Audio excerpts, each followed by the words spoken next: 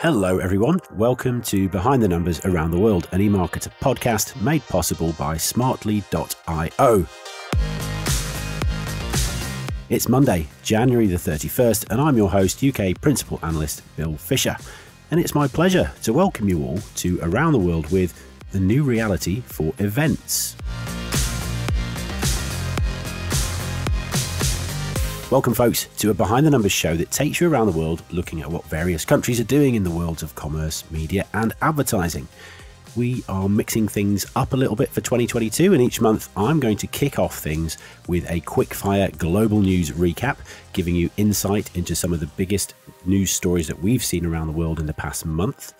I'll then invite a couple of our seasoned specialists to give us their take on the main theme for today's show, which is the events landscape. We'll be looking at what the in-person event reality has looked like during the past year or so. For a lot of us, we sort of operated on autopilot. A lot of that has had to be rethought and sort of we're back to opening up the spreadsheet to think about how we do things rather than just assuming it's all going to work properly. How effective hybrid or fully virtual events have been. We were basically lit and the room was set up as if the people that mattered more were the people that were in the room, when anecdotally there were about 8x more people who were watching us remotely. And what the future of events might look like as we hopefully begin to come out of the worst of the pandemic. If you could provide some kind of dedicated app that, would just make the process a lot smoother, I think that go a long way in bringing back people to these in-person events.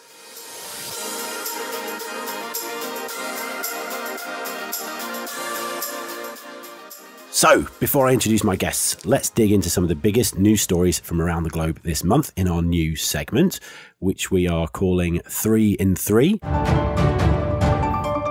I will give myself 3 minutes to cover 3 of the most interesting news stories from around the world we've seen this month. The first story, we are in Europe, and the European Parliament last week approved the first draft of a proposal that will prevent digital platforms from using an individual's sensitive information, such as race, religion or sexual orientation, for targeted advertising. There were fears that this legislation, part of the Digital Services Act, could have gone even further, and that all targeted advertising could have been under the spotlight, but small and mid-sized businesses, which rely on targeting in particular, were relieved by the outcome. From a consumer perspective, meanwhile, this is potentially really great news. The draft also aims to put an end to so-called dark patterns of data gathering, whereby platforms trick users into sharing data, think fake notifications or the displaying of opt-out options instead of making that the default. Any platform falling foul of the new regulation could face a fine of up to 6% of its annual global revenue. Targeting is obviously a huge issue at the moment and will be into 2022, and this kind of legislation will give advertisers an even more urgent call to action. Second story, we're off to China, but with a Hollywood flavour, and David Fincher's 1999 cult classic movie Fight Club has been made available in the country on the streaming platform Tencent Video. However, Tencent has apparently bowed to strict Chinese censorship, and the movie's original ending has been entirely replaced for Chinese sensibilities. The original's anarchic ending had significant anti-capitalist tilt and lots of explosions. Tencent saw fit to dilute this for the Chinese market, with an entire scene being replaced with a blank screen and some words explaining how the police figured everything out, arrested the bad guys and prevented all the anarchy and the explosions. Go figure. Censorship isn't anything new in the country, of course, and Hollywood has often created separate cuts of movies in order to circumvent such harsh treatment and reach China's massive market. But as streaming services begin to get access to back catalogues, heavy-handed treatments like that of Fight Club will come ever more into focus. And our third story, we're spanning the world with this one, but beginning in the US in Las Vegas and the Consumer Electronics Show, or CES. The 2022 event went ahead earlier this month. Initial figures per the Consumer Technology Association indicated that the event was attended by 70% fewer people. That was based on the 2020 number, the last time the show was held in person. Last year, the event was fully online, but the decision was made to make 2022's version a physical one. Unfortunately, the spike in the new COVID-19 variants towards the very end of last year led to some big names pulling out of attending the event. They even lopped a day off the event. At the end of next month, meanwhile, Mobile World Congress kicks off in Barcelona. But earlier this month, Sony announced that it wouldn't be present at the event for the third year in a row. The GSMA, which runs the event, was obviously disappointed, but is steadfast in its belief that the event will go ahead as planned. However, strict restrictions will be in place for the event, including the required wearing of FFP2 masks on site. They're the filtering face pipe respirator masks, the heavy duty ones. No cloth masks allowed. Anyway, that's my 3 and 3, just slightly over 3, but this is my first time, so you can give me a little bit of leeway, I hope. And it's actually the perfect segue into the topic at hand, which is events. And I would like to, at this point, introduce my first 2 guests on today's podcast. Jeremy Goldman is the director of our marketing and advertising briefing and star of the Brand Anatomy podcast. Hi, Jeremy. I don't know about star, but thank you so much, Bill. Great to be with you. You are a star, and I'm very excited to have you on this show.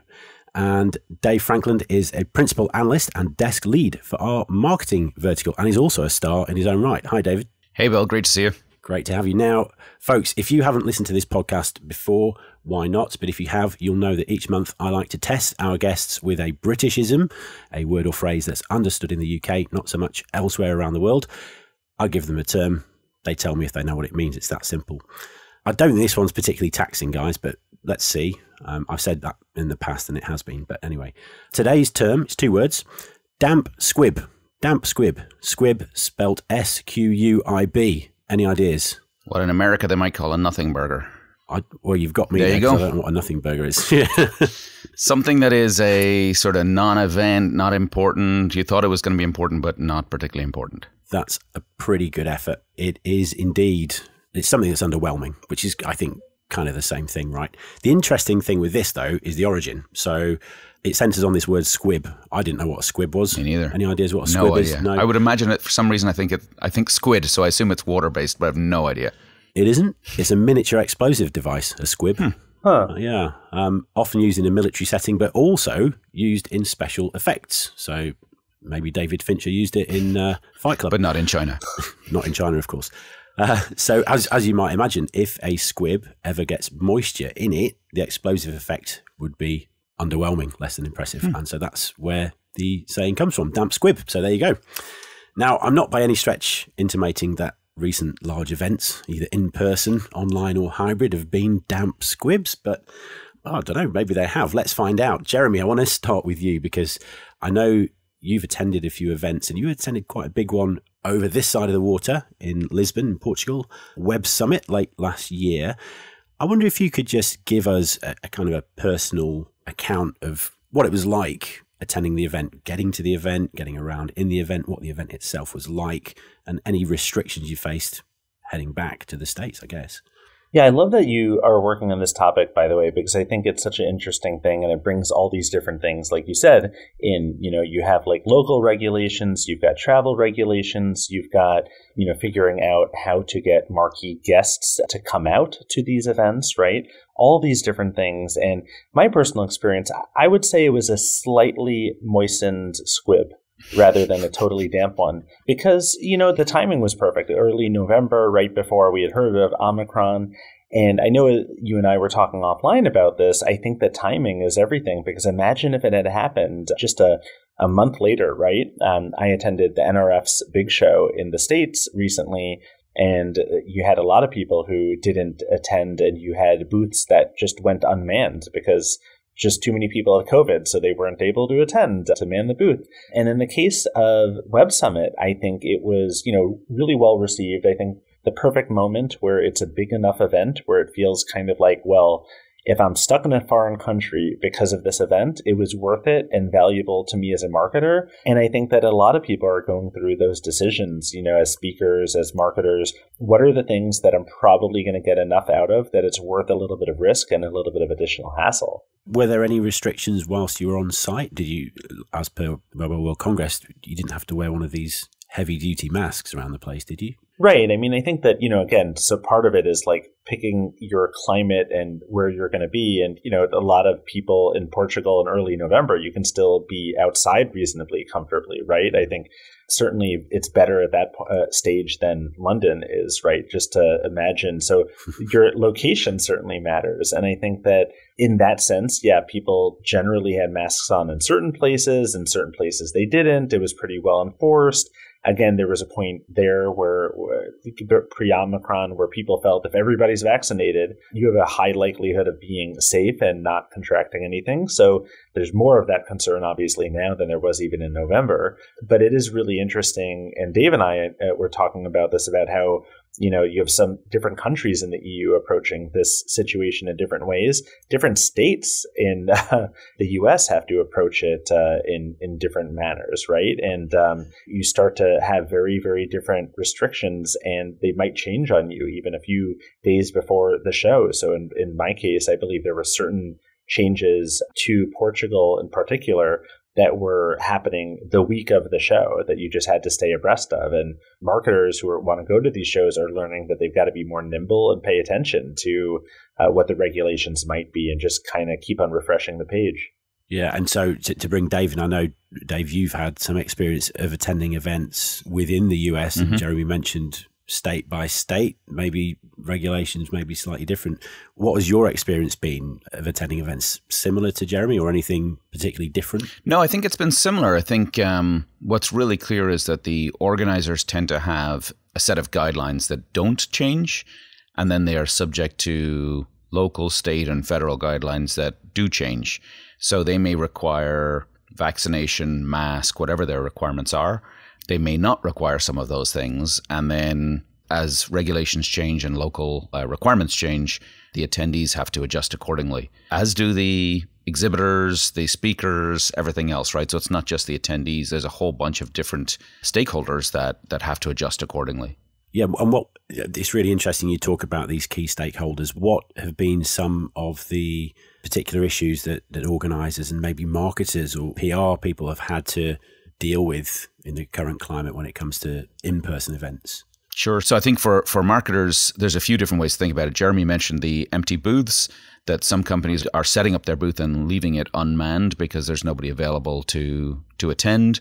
In other cases, it could be speakers that are affected, not allowed to travel by companies, and all the way down to the event location in terms of being able to get staff. There's staff shortages everywhere for catering, for all sorts. So it's affecting every aspect, supply chain, being able to ship booths and getting them there on time. Like everything is having to be thought through in different ways than it did in previous events, when for a lot of us, we sort of operated on autopilot. A lot of that has had to be rethought, and sort of we're back to opening up the spreadsheet to think about how we do things rather than just assuming it's all going to work properly. Yeah, and is there a PR piece to this as well? I mean, do event organisers have to be cognizant of the fact that some people might think it's not a good look to be holding a huge in-person event during these times? 100%. I think it's a really tough balancing act for marketer/PR teams to determine, should they host their own event? Should they attend events?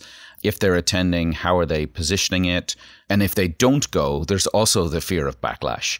I think in the US, where things have become so politicized in this area, there sort of is you're damned if you do, damned if you don't.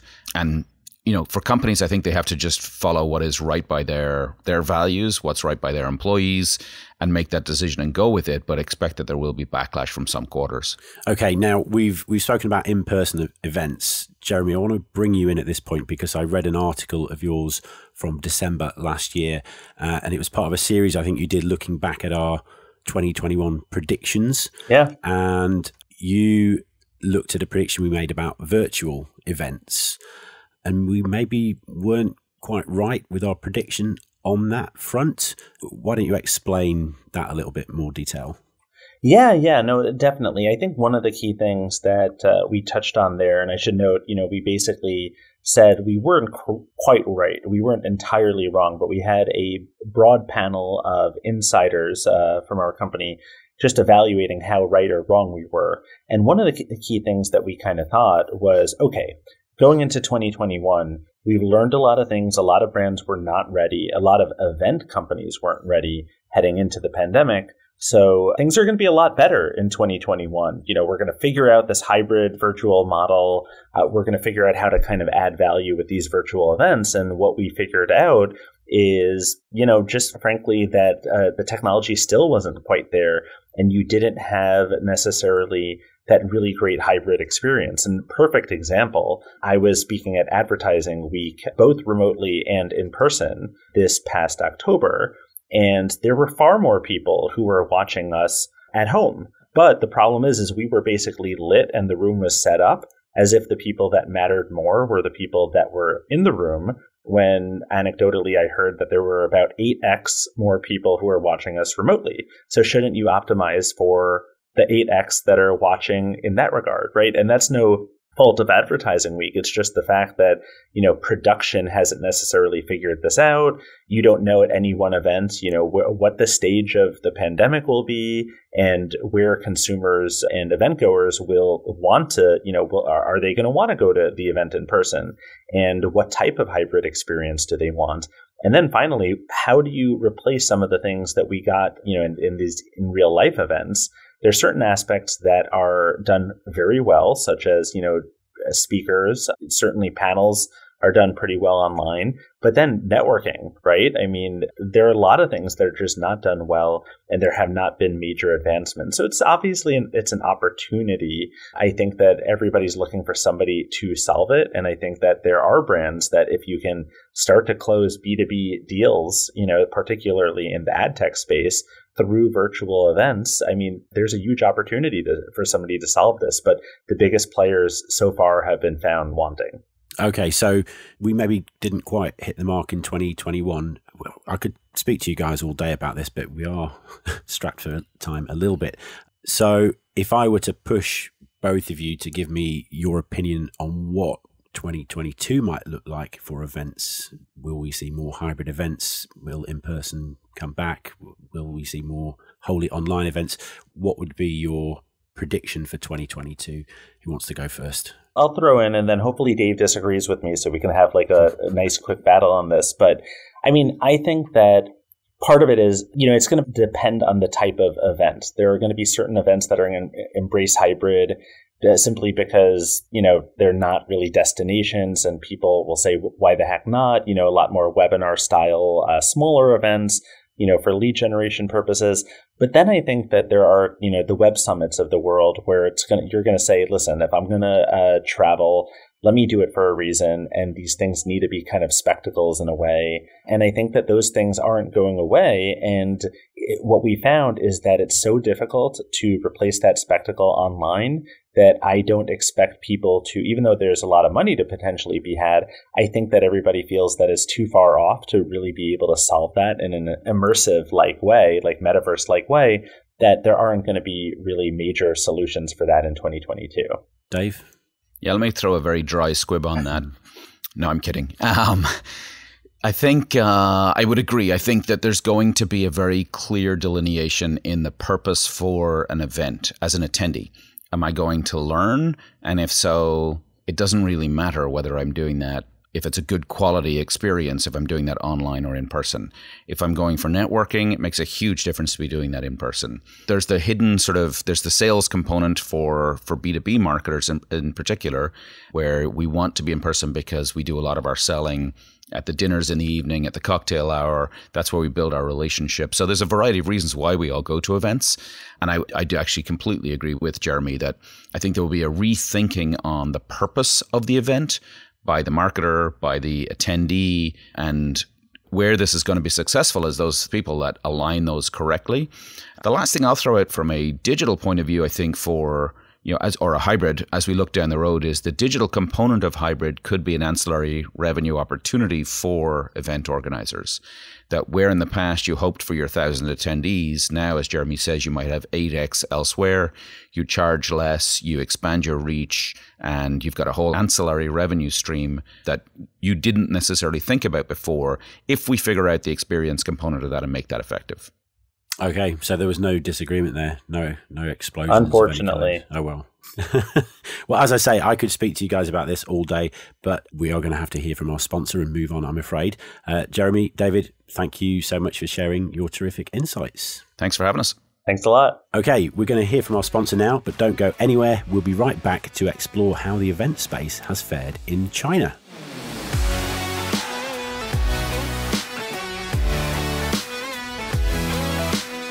Hi to all the social media marketers out there, listen up. Social platforms have become more important than ever for brands, you know this. So if you're looking to scale your social advertising in 2022, look no further. Smartly.io is number one in social media advertising. They help brands automate every step of the process by combining creative production and ad buying to unlock greater performance. To get the brand new 2022 social advertising trends report, go to smartly.io/eMarketer.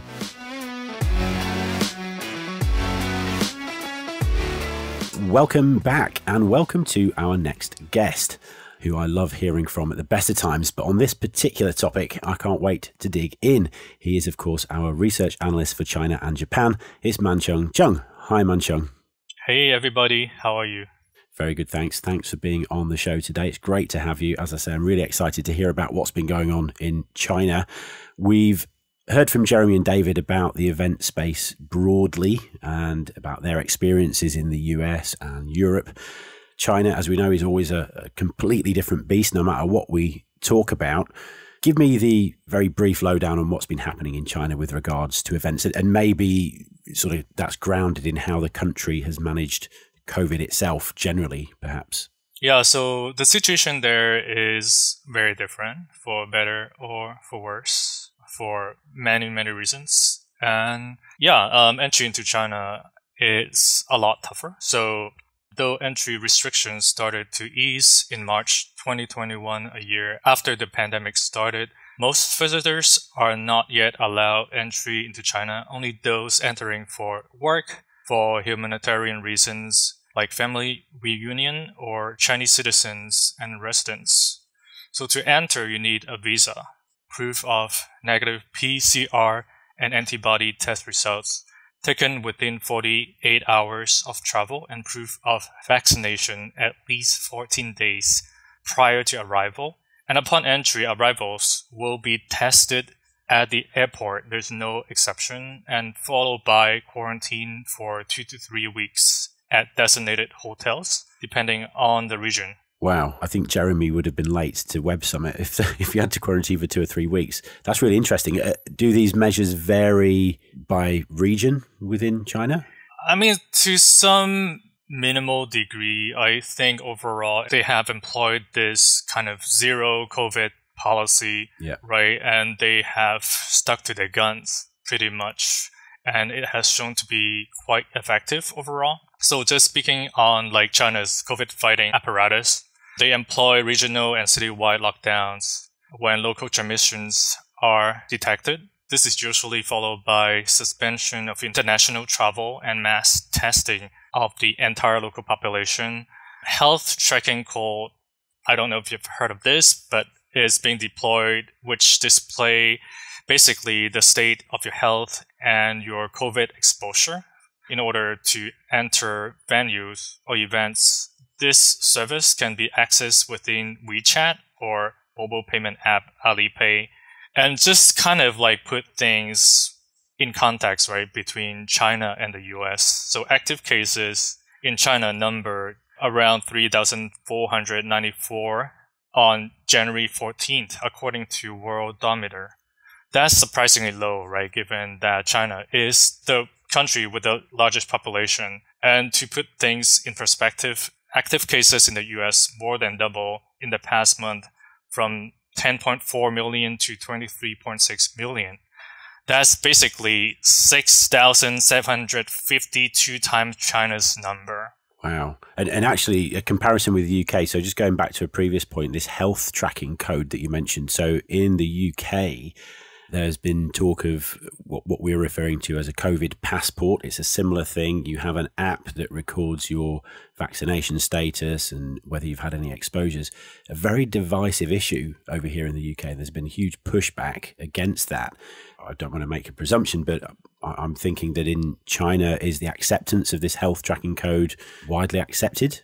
Yeah, so there hasn't been much of a pushback by the populace on this kind of measure, and that had been shown by one of the survey that I came across from Deloitte. They just took it in stride, took it as part of overcoming this pandemic.